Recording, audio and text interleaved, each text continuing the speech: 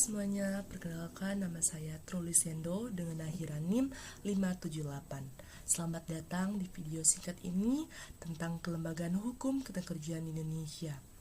Hukum ketenagakerjaan adalah payung hukum yang melindungi hak pekerja dan pengusaha, mulai dari upah, jam kerja, hingga pemutusan hubungan kerja. Tapi, siapa saja institusi yang menjalankannya? Mari kita bahas satu persatu dalam video ini. Institusi utama adalah Kementerian Ketenagakerjaan atau yang bisa disingkat Kemnaker. Kemnaker adalah sebagai otak kebijakan nasional. Kemnaker bertanggung jawab merumuskan undang-undang seperti Undang-Undang Nomor 13 Tahun 2003 tentang Ketenagakerjaan dan Omnibus Law Cipta Kerja 2020. Fungsinya yang pertama menyusun regulasi upah minimum, keselamatan kerja, dan perlindungan buruh migran melalui Direktorat Jenderal. Yang kedua, pembinaan ketenagakerjaan. Mereka mengawasi pelatihan vokasi dan mediasi sengketa. Bayangkan Kemnaker sebagai perlindungan utama memastikan setiap pekerja punya hak yang adil.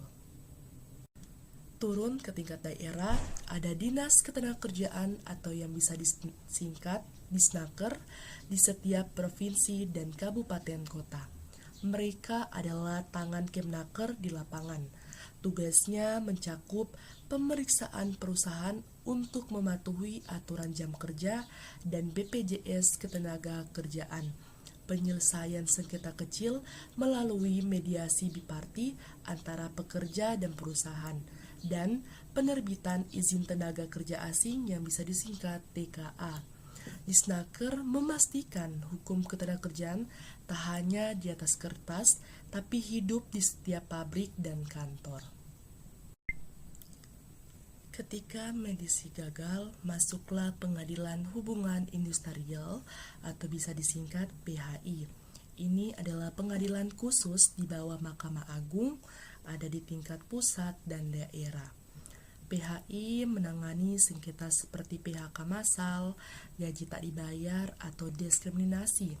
Prosesnya pengaduan ke PHI dalam 1 tahun sejak sengketa muncul. Sidang dengan hakim ahli ketenagakerjaan, putusan bisa dieksekusi paksa jika tak dipatuhi. PHI menjamin keadilan dengan prinsip cepat, sederhana, dan biaya rendah.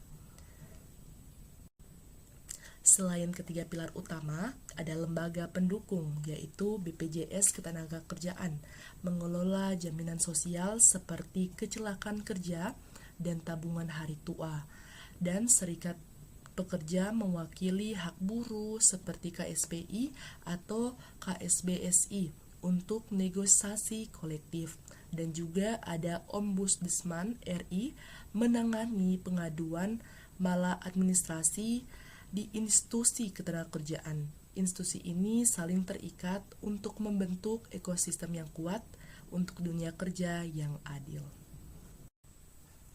Nah, intinya kelembagaan hukum ketenagakerjaan di Indonesia merupakan cabang hukum yang mengatur hubungan antara pekerja atau buruh dengan pengusaha atau pemberi kerja dengan tujuan utama melindungi hak dan kesejahteraan tenaga kerja serta menciptakan iklim hubungan industrial yang harmonis dan adil. Hukum ini bersumber dari Undang-Undang Dasar Negara Republik Indonesia, khususnya Pasal 27 Ayat 2, yang menjamin hak atas pekerja dan penghidupan yang layak bagi kemanusiaan. Hukum ketenagakerjaan mencakup aspek pengarahan, pendayagunaan, dan perlindungan tenaga kerja, baik sebelum, selama, maupun setelah masa kerja.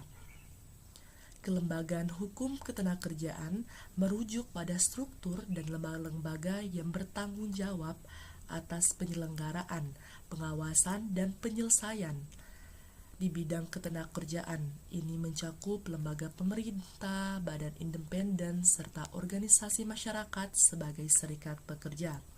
Kelembagaan ini dirancang untuk menjamin penegakan hukum yang efektif, termasuk pembinaan hubungan industrial dan perlindungan pekerja.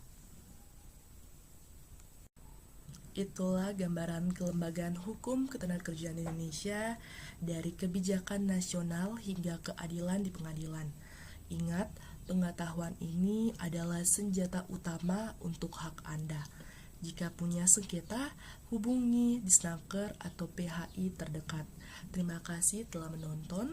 Jangan lupa untuk like, share, and subscribe untuk konten hukum selanjutnya. Sekian dan terima kasih. Mohon maaf jika ada penggunaan kata-kata yang salah. Terima kasih.